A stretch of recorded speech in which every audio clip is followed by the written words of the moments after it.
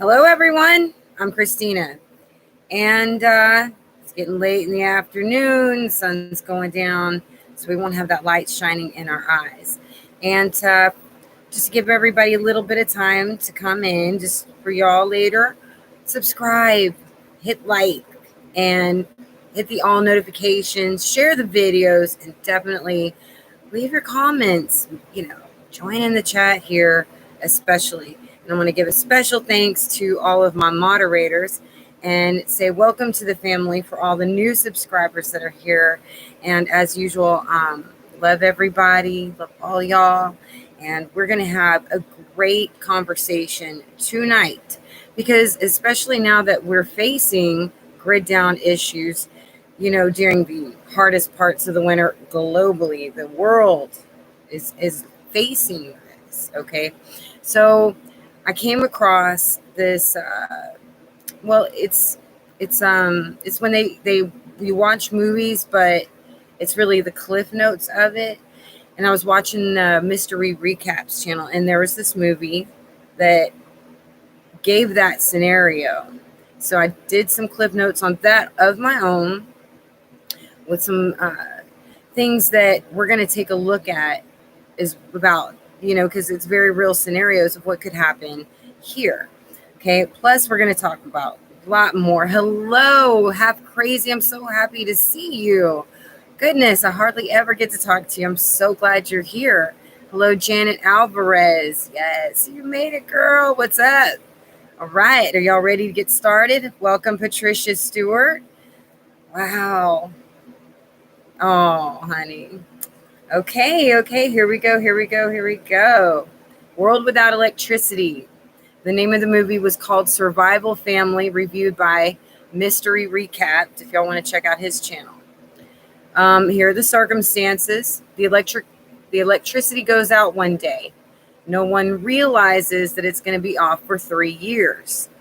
Families usually spend time on their devices, much like they do now, rather than with each other prior to the power going off.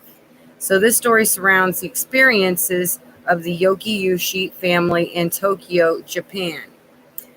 Day 1. Everyone wakes up late. None of the clocks are working because, even the battery operated things, they're not working. Not just the electricity is off, but the batteries, their watches, things like that are not working. So it clues you in pretty early on that there's a CME, but a lot of these people didn't know what was going on. They really didn't understand. But even though they woke up late, they still try to make it to work in school. They realize the phones are down, their fridge is out, elevators to their building don't work. They go down the stairs, make it to train stations, they don't work. Electric cars just don't work either.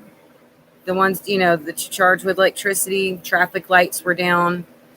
And I noticed that adults eye this kid on a bike because their car doesn't work. And they don't do anything to him, but very well that assaults on people with bikes at this point will start happening. They won't just look at you, but this was really day 1, so maybe they weren't so panicked just yet, right? But it was subtle enough to alert the audience the danger of being seen by lots of people with certain survival items, even kids. Automated doors at work won't open. Anything that has biometric kind of scanning, it won't work. The doors just won't open. Any vaults with your money, whatever. The daughter and her friends convene to discuss the matter. The friends decide to rush to the store like a lot of people usually do, while the daughter stays believing the power outage will be short-lived. Now, they're running the store because most people just have like a day of food, if that, in their house sometimes, right? Or they have really nothing and they just eat out a lot. So there's going to be the rush to the stores, but the power's out. Now, they're able to sell to the people that have cash. So a lot of people run to the ATMs, but guess what? The ATMs are down naturally too. So you can't get money out of the ATM. All right. Their credit cards don't work, no ATMs. And this is when we know that the looting and assaults will be a problem that's arising quickly. After this, you see long lines at checkout, hinting towards just that knowledge in all of us that after this devastating event, when there is food, you're going to be waiting in really long lines outside of these grocery stores, with probably the National Guard helping out. Hello, Pyrotechnic and Times. Off Grid, hello, Paul. I'm so glad to see you. Keith Fancher, mwah. Carolyn, good to see you, girl. Just making sure I say hello to everybody. Hello, Sherry's Kitchen. Hello, Adrian. Good. Pyrotechnic. When you coming to Houston, baby? All right. Hello, Clarissa. I'm so glad to see you. You always have something interesting to say. We're going to continue on. Okay. Only those with cash at first could get the groceries initially. Mr. Yokiyushi goes to buy a bike, but price gouging has already begun. The price has gone to hundreds and hundreds of dollars, maybe even thousands. I don't understand their money system. That night, the family eats by candlelight and cooks with a Coleman burner type device. They suddenly discover that the water is off and the toilets are no longer working. By day 3, dirty dishes have stacked up. Doing laundry and cleaning in general has become much harder with water scarcity and no power. Many businesses have closed down until further notice because they cannot work without electricity. Mr. Yokiyushi's boss warns that living in the city will become much harder now because they will soon run out of everything. An exodus, and now this part really got me, y'all, because we're out in the country already, and we have already gotten away from the cities knowing that that's going to be a problem. But at this point, everybody starts exodusing from the cities into the countryside en masse. Thank you. God bless you, Janet Alvarez. Thank you, Carolyn. God bless you both. Thank you so much for supporting this channel. Thank you so much. Oh, it means so much. All right, we're going to keep going. Thank you guys very much. So we see where cleanliness has also become a problem. And during the blizzard here in Texas, I had water, but it had all frozen. So yes, the dish is stacked up. That's a perfect time for paper plates. It's good to have those in your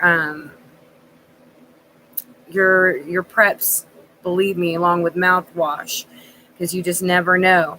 Yes, cleaning got a lot harder. So, we have paper towels and spray bottles of the mixture of the water and pine, where I might use a sink of it before and drain it after I'm done using it.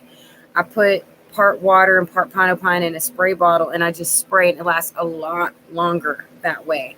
And it made cleaning a lot easier as far as your countertops and your floors. Okay. So yeah, cleanliness becomes a real bad problem. But here we are, we're facing an exodus out of the city. So now people will be heading to the countryside, evil and good, all coming at you. Garbage is already in the streets everywhere in the cities by day 3. As they keep walking, camps can be seen along the way, and people are dying already. They were thinking flights might be available, so they head to an airport only to find that all flights are canceled. Hotels are priced through the roof, even though they don't even have electricity, but they'll still rent the room to you with no electricity, but for a much higher price. The family begins to barter bottles of alcohol to attain supplies that they will need to continue on their journey. By day 16, their last bottle of water runs out while they are by a river.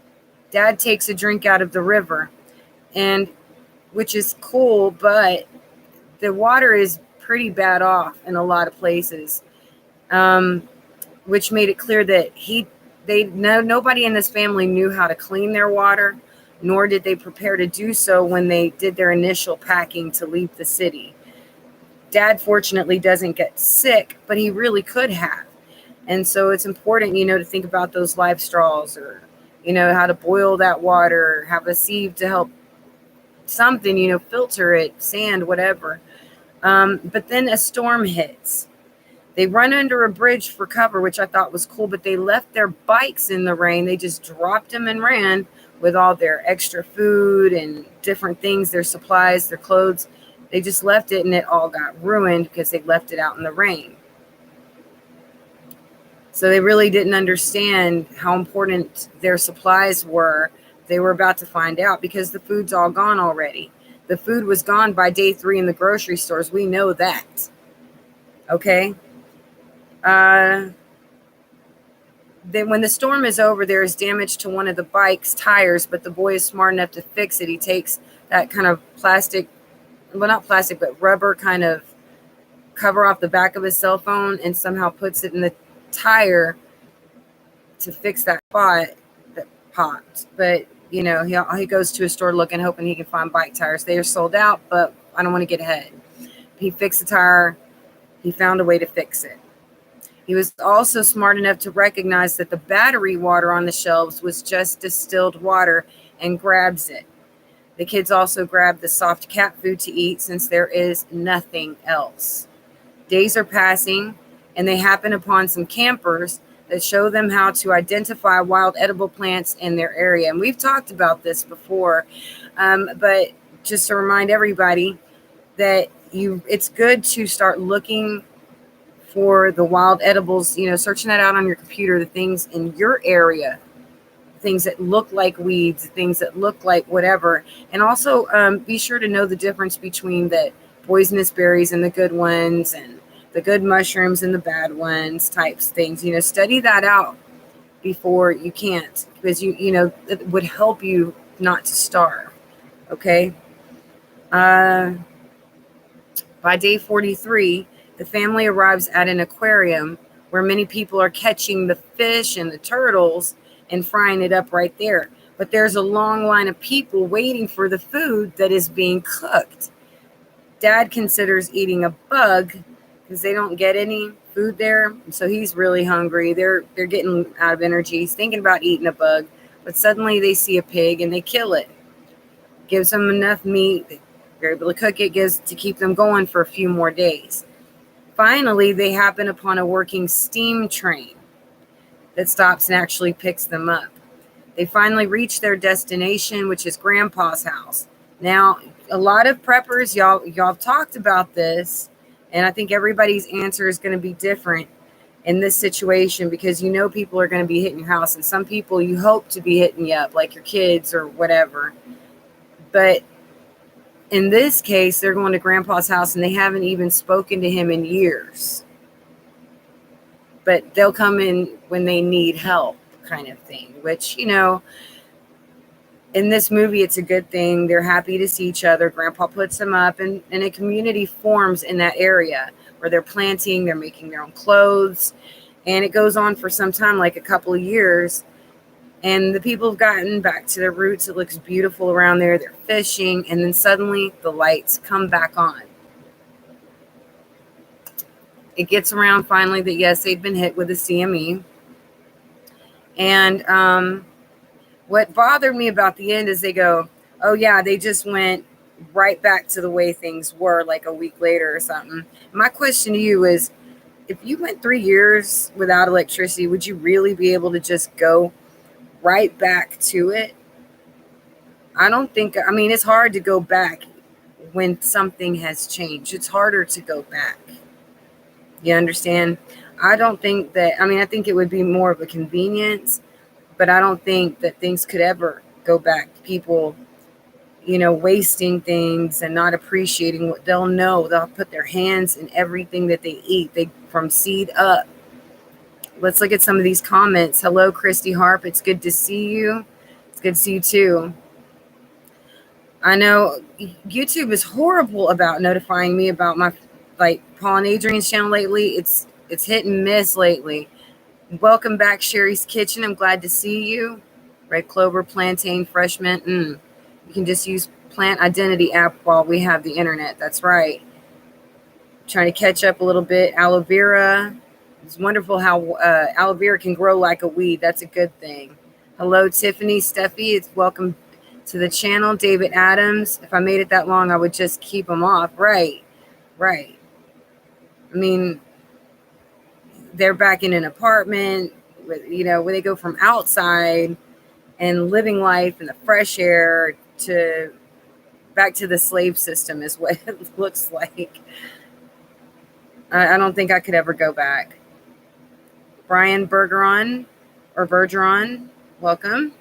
Life straws are crucial. Yes. You're welcome, Tiffany. Try typing Christina into YouTube search. Since the inflation video, a different Christina only comes up. I actually tried that, Patricia, and you're right. It's like some Oriental person comes up. It's not my name, and I've also on Google and YouTube is how it's coming up. Elena Gilbert, hi, my name is William Armour. Billy, how are you doing, sweetie?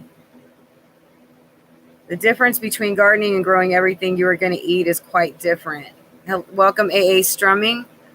I think you're shadow banned. I've been shadow banned for years. That's why everybody else's channel do good, and but mine, they just keep suppressing my channel because there are things that I say that are too close to things they don't want. They really don't like me talking, but people are finding out anyway, and then they share the videos and get the word out. So yes, I am shadow banned, and that should tell you something because I don't have any strikes on my channel. Glad to hear that, Billy. AA streaming, I think a few people are shadow banned. Okay, let's make sure. Welcome, Carmen, in case I missed you. All right, just welcome, Kylie Buchanan. Just thought of getting a battery operated clock. I don't have one because I use my phone. That's very smart. My son gave me a watch a few months ago. I was like, wow, it's time to go back to that. Welcome, Spartacus 41. So glad to have you here. First time listener in the house. I'm new here. Kentucky's here. I need to make jerky, Clarissa. Again, Caroline and Janet, thank you so much. Thank you so much for your offering, for your help. Okay, now let's get a little bit further into this. So you see where having a little solar backup comes in handy. I have a little bit, and I'm experimenting with my different devices. I'm watching how fast certain things like my daughter's Xbox or a flat screen or a DVD or a fan, I'm like experimenting to see how much it can take, how fast it runs down, how fast I can charge it up. And I'm kind of trying to use it to save on my electric bill every day too, even if it's just charging the phone and the computer every day on these batteries. I'm having a lot of fun with it, but at the same time, I'm inspiring others around me to get solar too. And when you look at what's headed for us this winter, and sometimes movies kind of just foretell what's coming, or they talk about what's on people's minds anyway that we're afraid is going to happen, then these things become really important, okay? I went to the dollar store a couple days ago, and I got just a few bags, like 4 bags, and it was $80 for just 4 bags with a little bit of stuff in each bag. $80. The price has gone so high. I went to Kroger, got 13 items, and I had coupons. $80 with $10 in savings on coupons for just 13 little things. Okay? And I mean, this is funny. This is like this is more of my sense of humor here, but it's still it's like a half joke, When Paul Begley is in his car freaking out because the entire state of Georgia is out of coffee, something's wrong. He's like, are you serious? Well, Georgia was super serious, okay? They did not have any coffee across an entire state. That should tell you something. Dabu, though, had some good news. He happily reported recently that ranchers are banding together to form their own beef company meat plants away from the government to fight these high prices and to fight being choked out of the economy, out of business, right? And we need these people. So if they're going independent, if we have the opportunity to buy from them and to support those businesses, we absolutely need to start doing that. We have to start really taking a look at they've got these services in your area. If you look, right, that are send you your meat in a box, like a whole package, like a whole box of any meats you want that you pick out. That's straight from the farm, straight from the ranch. And a lot of these are local, okay? Like you got your little local farmer shops. We need to start supporting our local butchers and bakers and candlestick makers. You see what I'm saying? This is the time to, because it looks like these chain stores are having problems. A lot of them are. And we don't know how long it's going to go on, but you know, we outsourced a lot of the products that we make in America to other countries, and getting back to supporting local stores is really going to do so much to help the little guy. Okay. We really need to do that. Okay. I thought something else is interesting, that we have a blood moon coming on November 19th. Now, I know that we have a lot of those, and it doesn't mean anything is going to happen. I just always tend to pay attention whenever there is a blood moon. I like to pay attention to what might be going on in the news that day. Like if it has anything to do with Israel or something at all. Sometimes, I don't know. I just like to, those are just my eyeball days. I'm like, something's going to be happening today. Lately, it's happening every day. Something like several things are happening every day, right? Welcome, Carrot Cake and Mary Croom. I can't afford any of this stuff. I was looking at these farmers and butchers boxes and stuff, and then I looked at how much the meat is at the grocery store, and I was like thinking I might actually be able to save. As high as this stuff is getting in the stores, I might actually be able to save by ordering it from them. That man always says, "Are you serious?" Do you think he said it on his wedding day? I do. Are you serious? He might have. I might have. I love Brother Paul too. He's wacky. He's wild. Gives her. Oh, thank you, Sherry's Kitchen. Watched a video where a lady put a long candlestick and candle inside of a tub of Crisco. I saw that too. Everybody's talking about that. That's why I got a tub of Crisco in my prep kit. 17 on the up. And as far as affording everything, I got the portable generators that I could afford, the solar panels that I could afford. I wasn't able to get like the 1,500, 2,000 watt system. You know, that's a lot of money. But I did have something. So, you know, I saved up. Okay. All right. Making sure that I'm just caught up on butter is $14.99 my time. I got a little package of stew meat for about $14.99 here. Yep. No coffee, no get out of bed. All right. Let's get back to it. All right. On the heels of Colin Powell, Russ Distar has died from a sudden illness that took him. He had been sick since last week. He was a man of God and a well-known speaker. So it's just a lot of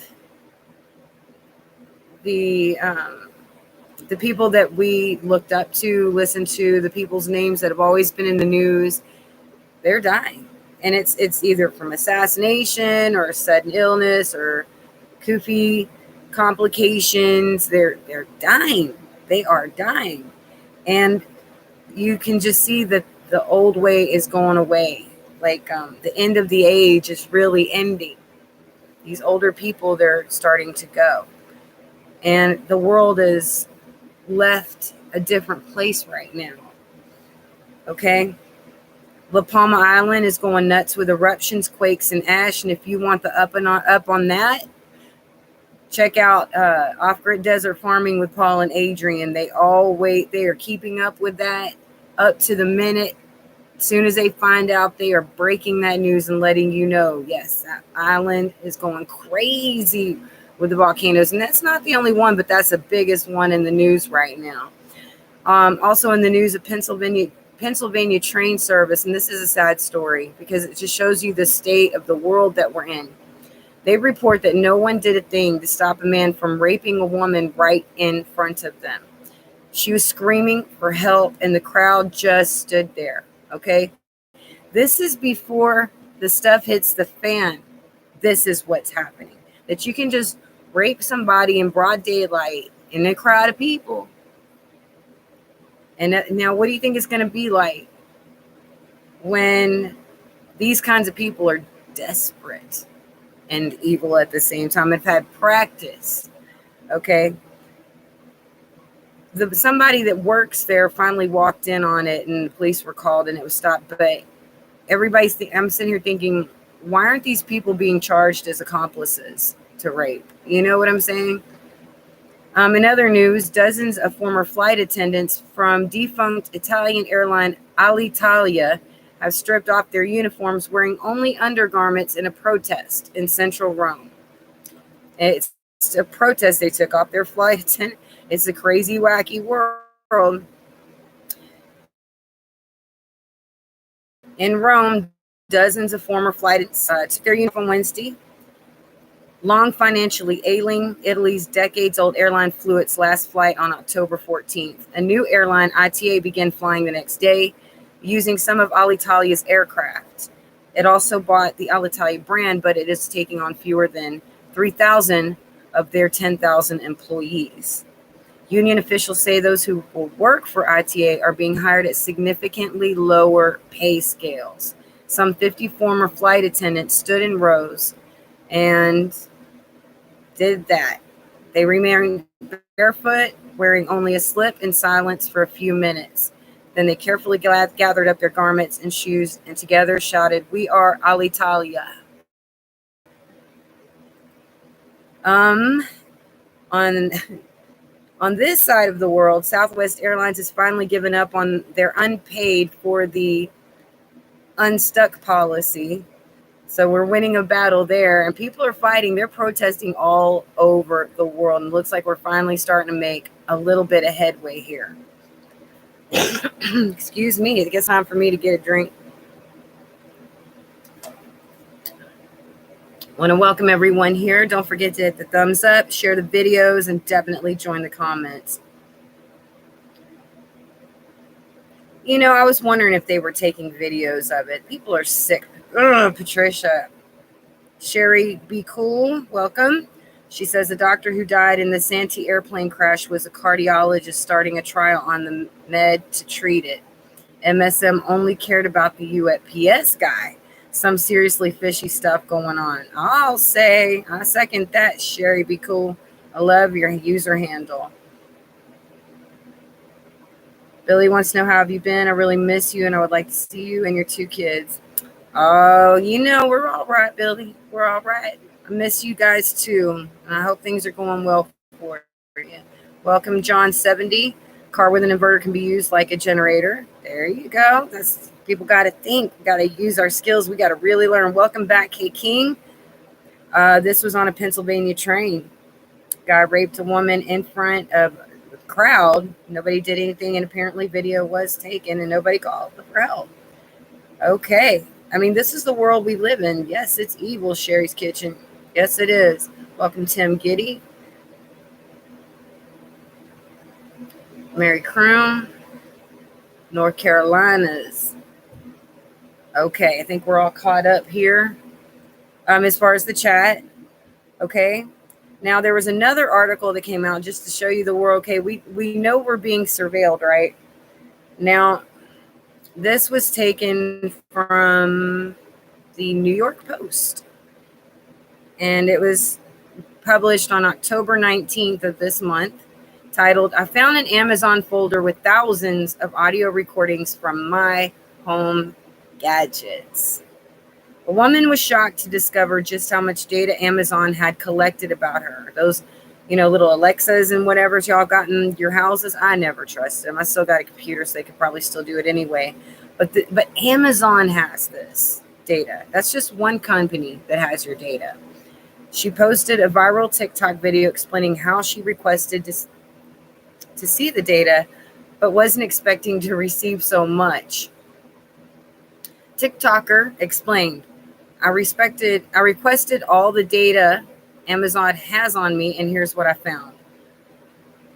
She revealed that she has 3 Amazon smart speakers, 2 are Amazon Dot speakers, and 1 is an Echo device.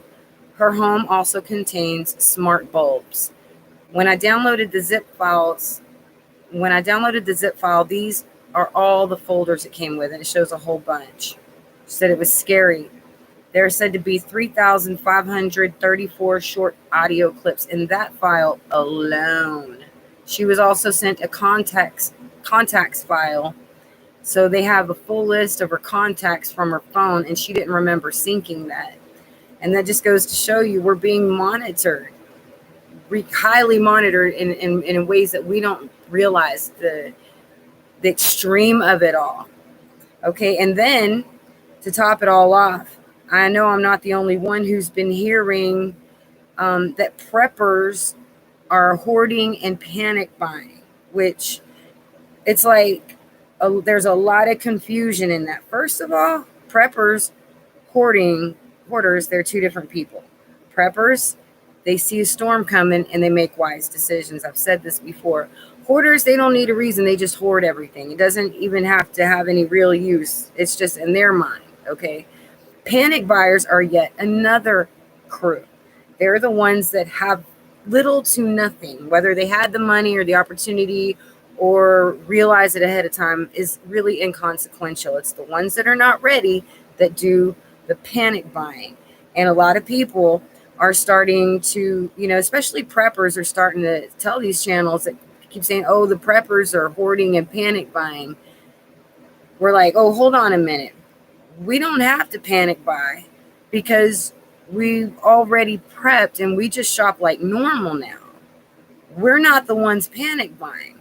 And that's really something that, because what it does is it tries to tell people that we're selfish, that we're making it harder on the system instead, so that they would look to others without conscience to get revenge for they perceive that you have taken everything, when in reality you did a little bit overtime for years, that you probably didn't have a whole lot of money either, but you were dehydrating and learning new skills right along the way.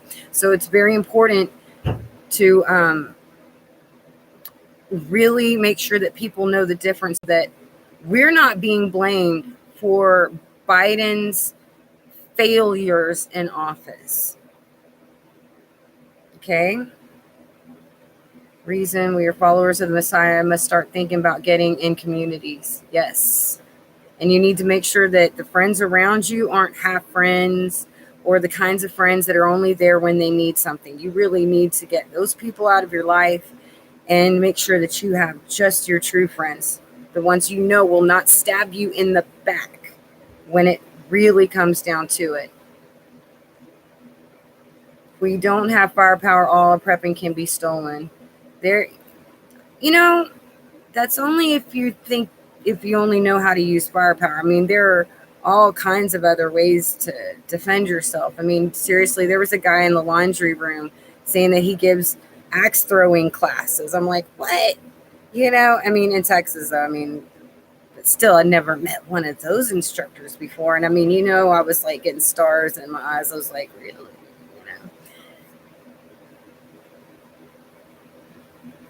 After years of recommending aspirin for blood clotting, that's right, it's no longer recommended. I know, that just blows my mind. Facebook sending messages to report preppers and canners and excessive behavior. Ridiculous. I know, that's what I was mentioning, and I should mention again, is that now more than ever is not a time to be like saying this is my haul, or that you have preps or anything like that. Not advertise it so much now. Just try to tell others you should get what you need, but start quieting down. You understand? Hey, you're so cool. He wants to go to that class right now, right? Oh, really? It's getting popular at K King. K King says axe throwing is getting popular because for some reason they don't play my live chats. Oh yeah. Mm-hmm. Okay. Oh wow. Yeah. Get your bows and arrows. You know, there are different ways to skin a cat. You understand me? Where there is a will, there is a way. All right. Think. Open your mind. You know what I mean? It can be fun. Okay. Let's see if there's anything else. Oh yes. Yeah, I just want to remind you again, start supporting your local meat markets, your local farmers, the ones that sell the produce, your cheese sellers. If you got one of the people that, get that milk straight out the cow and can give you the fresh cream straight off the farm and everything, locate those people and start visiting them on the regular.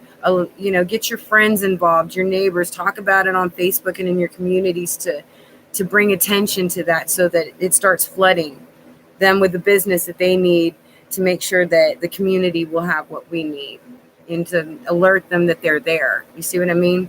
So when you think about a time without electricity, this movie was a good one. The Survival Family was the name of the movie, the one we just reviewed.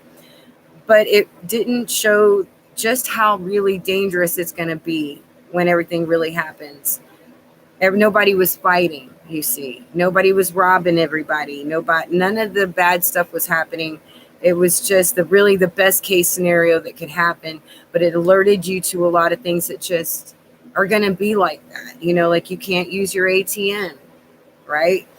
And I hope that did you some good. Just to get your mind rolling and to think about, any little thing that you can do, even if it's just learning your local terrain and your local wildlife for edible things. Hello, Jess Mayo. Check my channel, Bio4. Okay, let's not spam, okay? But welcome. Okay. All right. K King, I used to throw knives. I threw Chinese stars, screwdrivers, knives, but I'd never thrown an axe before. Nope. I mean, the weight distribution on the handle, you know what I'm saying? It'd have to spin off your fingers just right. Just to make it just, whew. Toto, we are not in Kansas. That's right. So I'm going to go ahead and call this the end of the live stream. And I want to, again, just give a special shout out to my moderators. I love y'all so much. Thank you for the support you guys have given me, all of you. Welcome to new subscribers. And we're going to go ahead and let it go for today. And I promise I will talk to you soon. God bless you all. Bye.